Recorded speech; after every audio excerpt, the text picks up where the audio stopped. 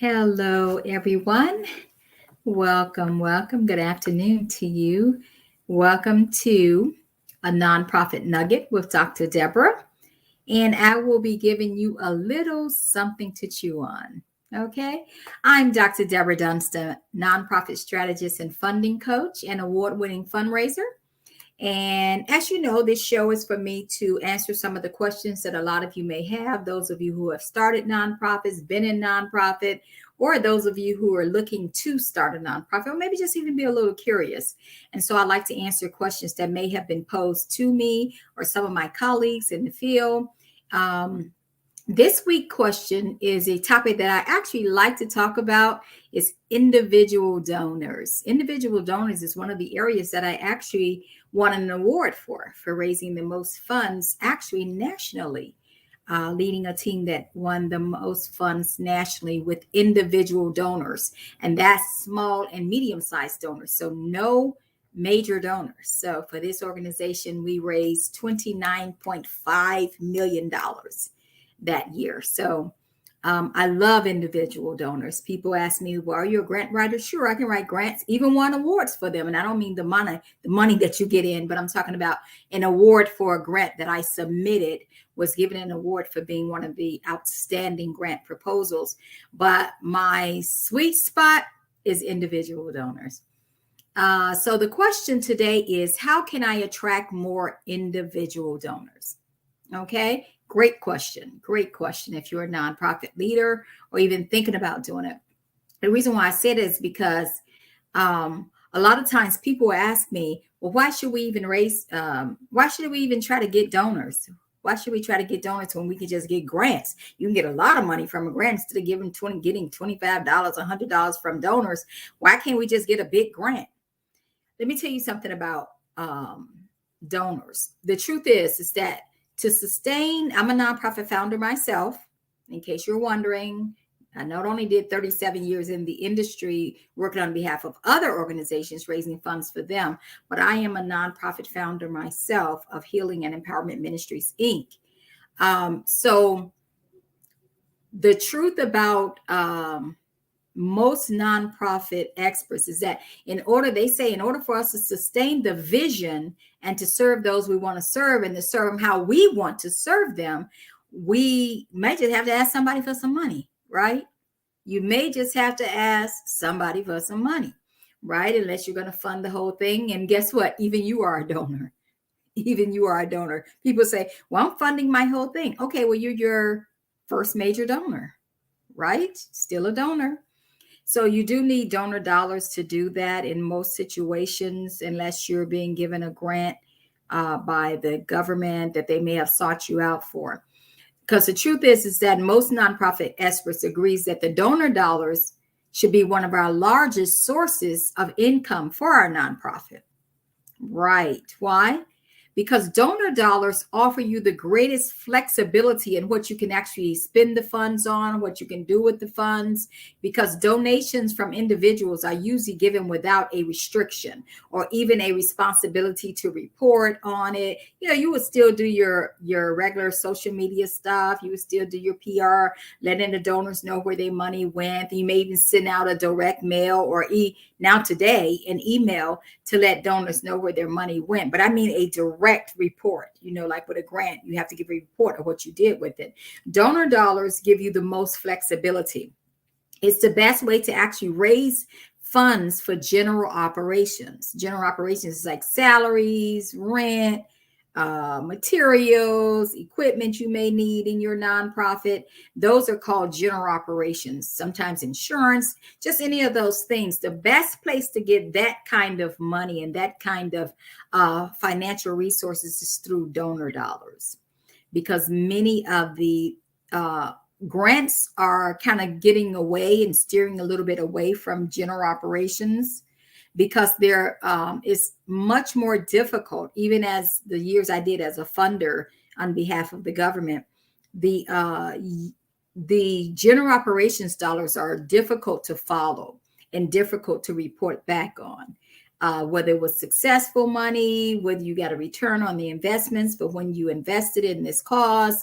So therefore, Your general operations, you should seek to get that from donor dollars, event dollars, things like that. Now, the question was, how can I get more donors? How are some ways to raise donors or get more donors, to attract more donors to my organizations? The first thing I would say is start building a donor list. It's kind of difficult to keep up with, and you can call it a CRM or whatever, but at least start building a list. Even if the list is just in an Excel spreadsheet, start building yourself a donor list so that you can keep track of who you're even asking for money. When you go out and people give, like if you're even out in the street, try to capture that information so that you can cultivate. A relationship with that donor before you start asking them for a lot of money. You can't just post something out there and say, give money to my organization. We do good stuff. Yeah, that could work in some causes. That can work, but usually it takes a little more writing than that. Even with a GoFundMe campaign, you get a whole paragraph to read and sometimes a whole page of stuff to read. So you have to cultivate whether you're going to write something, whether you're going out to speak, whatever you're going to do. And then you would want to stay in contact with that donor. So the first thing I would do is start building you a donor list. Start building a list of people who do you feel that you would like to ask for money. Or first, not just asking for money, just to tell more about your program. What you're doing, the great things that you are doing. You got to touch somebody's heart, and you have to look for people who care about what you're serving. You know, the things that you're doing, in the community. So that's the first thing. Start building a donor list. Find those people that care. Number two, you can even personalize your outreach efforts. Supporting a nonprofit cause is a personal commitment for most people. Let's just, like I was saying before. So it keeps you from talking to people like they're your personal ATM. They're not my personal ATM for my cause. I can't get mad if people don't want to serve people who, who have challenges after traumatic events, sexual trauma, which is what I concentrate on, or who want a trauma-sensitive program. I can't get upset if that's not their thing. So we want to make our offer or our ask personalized. It touches the heart more, like I said, and that's one reason why I really like ask events. I should have put that ask events. Ask events is where you can invite people. It could be like a tea or whatever. Invite them, let them know up front that there's going to be an appeal, but you want to tell them about the organization. I'm going to be teaching on ask events. But where you can invite them, they can have a good time, and then you can then make an appeal for money. And then you can further your nonprofit's mission. So first is grow your donor list, personalize your outreach efforts, and 3 is simplify the donation process. People shouldn't have to, if you post something and say what good stuff the organization is doing, even I'm talking to myself too, you got to give people a way to give. I shouldn't have to find your website. And if I do have to find your website, I should not have to go every place to try to donate to you. I should not have to it shouldn't be my job to figure out how to give your organization some money. Don't give the donor a job to do. You know, if I see something great a nonprofit organization is doing, there is no ask, but I click on the Facebook page, let's just say for instance, but there's no, that person puts something on their personal page, but when I go to their personal page, there's no connection to their nonprofit page. So I can never get to the nonprofit. That's too difficult. Donors don't want to work that hard. So simplify it. Make sure you have an online portal. Make sure you even can have a Cash App, a PayPal, whoever, but make sure that there's a way for people to donate to you. How are they supposed to do that? They shouldn't have to run you down to donate to you. Okay, simplify the process for them. So first, like I said, build a donor list, personalize your outreach efforts, simplify the donation process, please. Number 4, be transparent. What I mean by that, I don't mean telling all the business, but of course, being a nonprofit organization, your business is public. Even your finances are public. Your 990s, public information. So be transparent. People need to know what they're given to. People want to feel what they're given to. People want you to share what's happening with your organization. Be active on social media. Have a website. Post pictures on your website. Post the things that are happening before they happen, after they happen. Just be transparent. That's what I mean. Don't be the best kept secret in the land, but then you still expect people to give to it. What are you doing?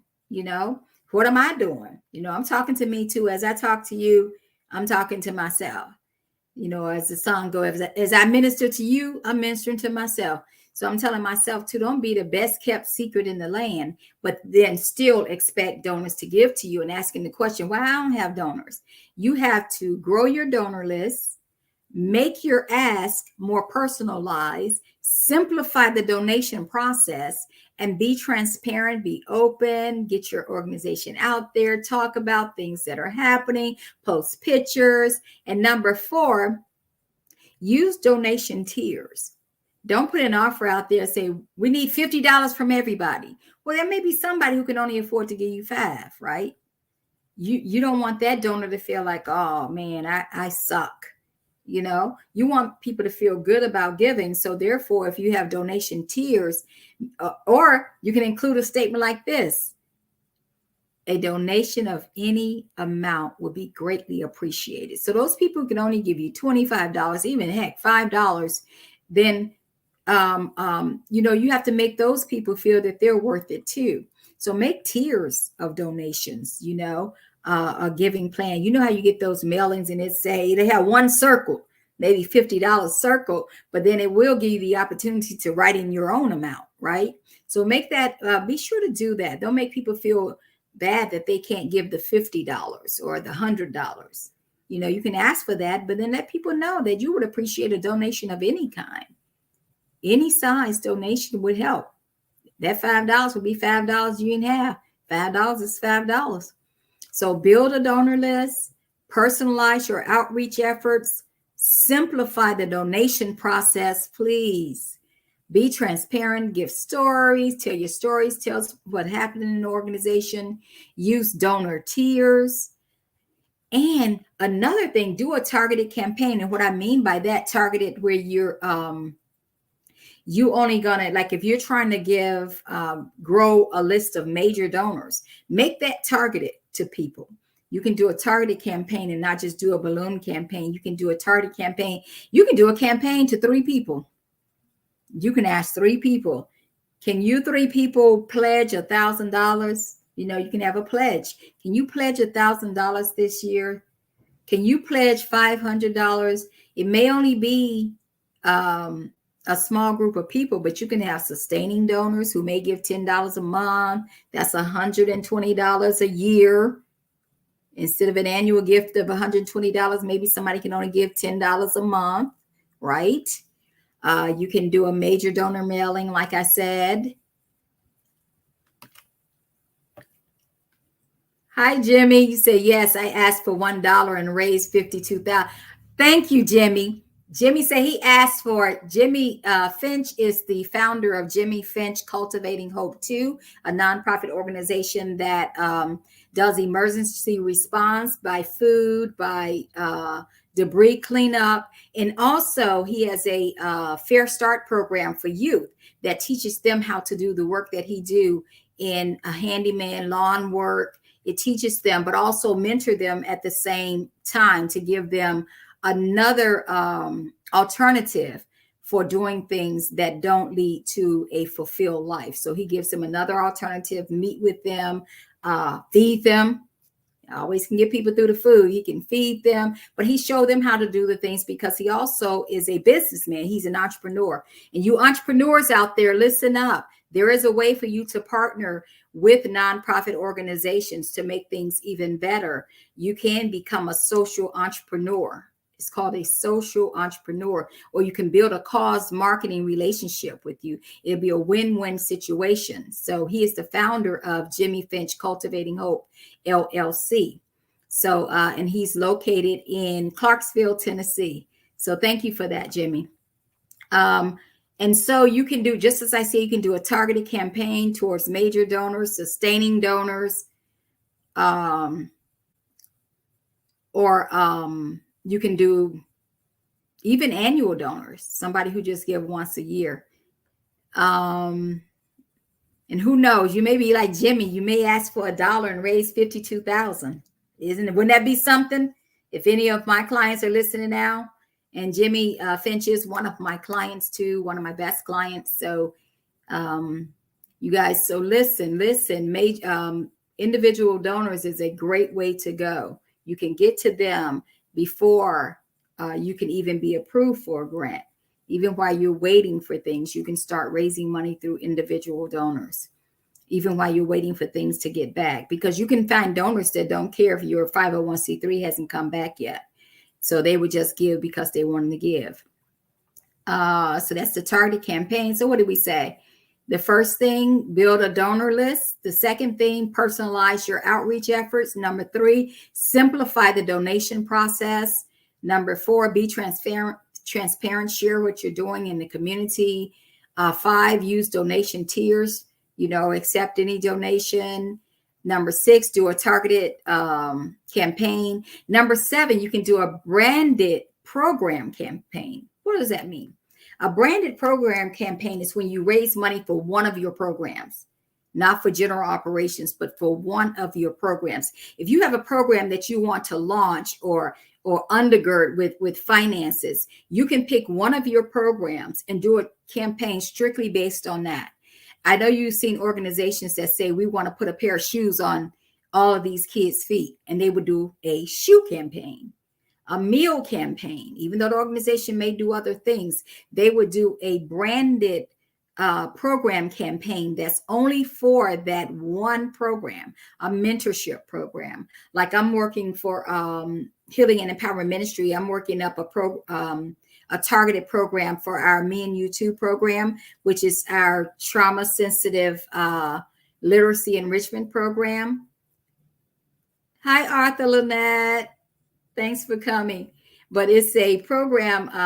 So I'm thinking of a targeted program just for the Me and You Too literacy enrichment program, where we do trauma sensitive activities for parent and their children. So not just the child, this is for parents too, teaching them how to relate to their child to help them to prepare for school. This is to help us to narrow the school readiness gap and the literacy gap in low-income minority kids. And so I'm doing a targeted campaign just for that program, even though I have other programs. So sometimes you can do a branded program campaign, But these are just some of the ways that you can get donors. You can do a GoFundMe campaign. Man, there's so many different ways that you can raise donors. I call it friend raising. You can do a friend raising campaign where you don't even ask for money. That's to build your list, a friend raising campaign. But for me, I like the ask event better. Put out some money, make money, put out some money. Jimmy actually raised money while he was out there serving the community. Isn't that something? He didn't have money to start the campaign. He went out and just fed a community that he didn't even live in. He went there. He just started feeding people who had been through a tornado. So he just went there and started feeding people. And all of a sudden, people saw the great work that he was doing, and they started just giving. So sometimes you have to do it that way. The food that he was giving away wasn't food that was given to him free. That was food he bought. That was his food he went and bought. He went to his bank account, his business bank account, his personal bank account. He picked up food and just went and did some good without asking the donors. And then donors just poured in and started giving him money. And like he said, he asked for $1 and he got $52,000 in just those, in that, I think it was like a 2-day period. So sometimes you do have to step out there. You can't sit around and wait. Ooh, why nobody's supporting me? You have to do the work, people. I say it all the time. I've received a grant that I wasn't really working to receive the grant. I was just doing what I do. And then all of a sudden I found out, okay, you've been approved for a grant. I'm like, whoa, what? But it happens like that. Not saying you're doing anything wrong. I'm just trying to give it to you from the funder's point of view. I'm helping you to get funding ready.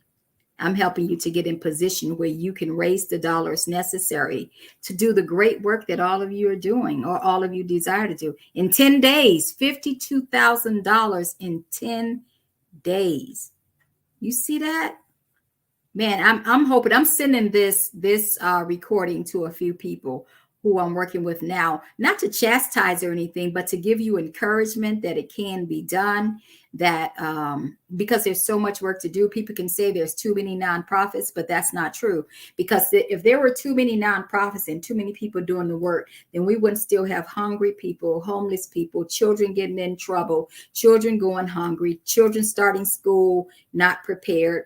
We wouldn't have people trying to heal from domestic violence. We wouldn't have all this stuff happening if there were too many of us, right? We can do this. We can do this. When all of us work together, we can do this. We can help to heal the world of its ills. That's what we're here for. We all have a purpose, right? And even if you don't start a nonprofit, you can volunteer, you can donate, you can engage, you can serve on the board, you can help another nonprofit because we all better together. If you want to speak with me about your nonprofit, your plans, your funding plans, if you've never spoken with me before, I do offer a free consultation. Hit me up in my inbox and I will send you the link. Or you can reach me at DrDebra at DrDebraNonprofitSolutions.com. I would love to hear more about your vision or even what you're doing out in the community. Hey, let's work together. Okay? Stick with it. Don't give up. There are people waiting on just what you're out there to do, just what you were called to do. Don't give up. We can get you out there and help you to be sustainable. I help to get you funding ready. All right? This has been a Nonprofit Nugget with DrDebra, and I was just giving you a little something to chew on. You have a great afternoon. Thank you.